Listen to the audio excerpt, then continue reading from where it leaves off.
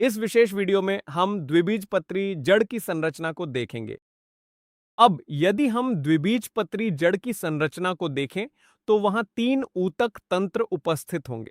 पहला ऊतक तंत्र एपिडर्मल ऊतक तंत्र होगा, दूसरा ऊतक तंत्र ग्राउंड ऊतक तंत्र होगा और तीसरा ऊतक तंत्र वास्कुलर ऊतक तंत्र होगा। अब ये तीनों ऊतक तंत्र मिलकर द्विबीजपत्री जड़ की संरचना बनाते हैं। तो सबसे पहले आइए उन विभिन्न भागों को देखें जो यहां उपस्थित हैं। अब सबसे बाहरी भाग एपिडर्मिस होगा। जड़ों के मामले में एपिडर्मिस को एपिब्लेमा कहा जाता है।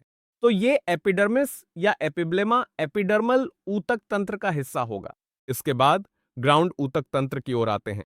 अब ग्राउंड ऊतक तंत्र को 3 भागों में बांटा गया है। पहला भाग है कॉर्टेक्स, दूसरा भाग है पेरिसाइकिल और तीसरा भाग है पित्त।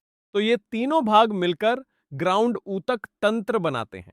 अब कॉर्टेक्स को आगे 3 भागों में बांटा जाता है, लेकिन जड़ों के मामले में हाइपोडर्मिस अनुपस्थित होती है।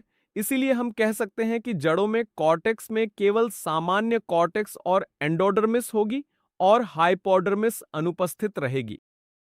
अब इसके अलावा हम देख सकते हैं कि वास्कुलर बंडल्स उपस्थित हैं और वास्कुलर बंडल्स वास्कुलर ऊतक तंत्र का हिस्सा है और इसी तरह ये 3 ऊतक तंत्र इस डाइकोट जड़ की संरचना बनाएंगे।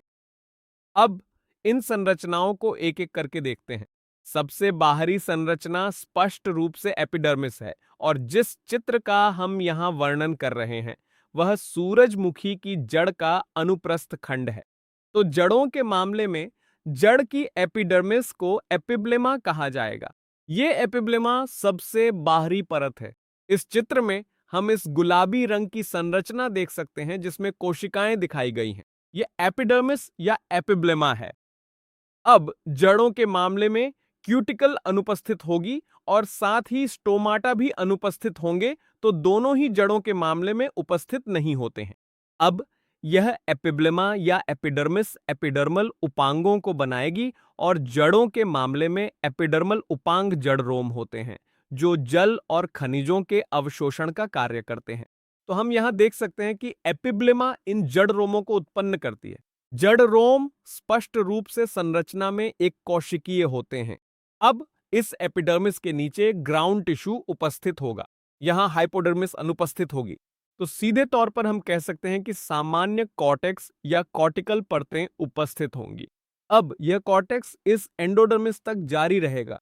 तो एंडोडर्मिस के नीचे हम सभी संरचनाओं को स्टील कहेंगे। तो एंडोडर्मिस तक ये पूरी संरचना हम कह सकते हैं कॉर्टेक्स का हिस्सा होगी। अब इस सामान्य कॉर्टेक्स के मामले में इसमें पेरेन्काइमा कोशिकाएं होती हैं। तो यह सामान्य कॉर्टेक्स पेरेन्काइमा कोशिकाओं से बना होता है। ये पेरेन्काइमा कोशिकाएं पतली दीवार वाली होती हैं और इनमें अंतरकोशिकीय स्थान भी उपस्थित होते हैं। अब इन पेरेन्काइमा युक्त सामान्य कॉर्टेक्स की परतों के बाद एक एकल स्तरीय संरचना आती है और इस एकल स्तरीय संरचना को एंडोडर्मिस कहा जाता है। हम कह सकते हैं कि एंडोडर्मिस कॉर्टेक्स की सबसे भीतरी परत है। अब इस एंडोडर्मिस में कोशिकाएं बैरल के आकार की होती हैं और एंडोडर्मिस के मामले में कोई अंतरकोशिकीय स्थान उपस्थित नहीं होते हैं। एंडोडर्मिस के मामले में दोनों टेंजेंशियल और रेडियल दीवारों पर एक पदार्थ जिसे सबेरिन कहा जाता है का निक्षेपण होता है। अब यह सबेरिन जल अभेद्य और मोम जैसा पदार्थ होता है और इसी कारण हम कहते हैं कि इस एंडोडर्मिस के मामले में कैस्पेरियन स्ट्रिप्स उपस्थित होंगी।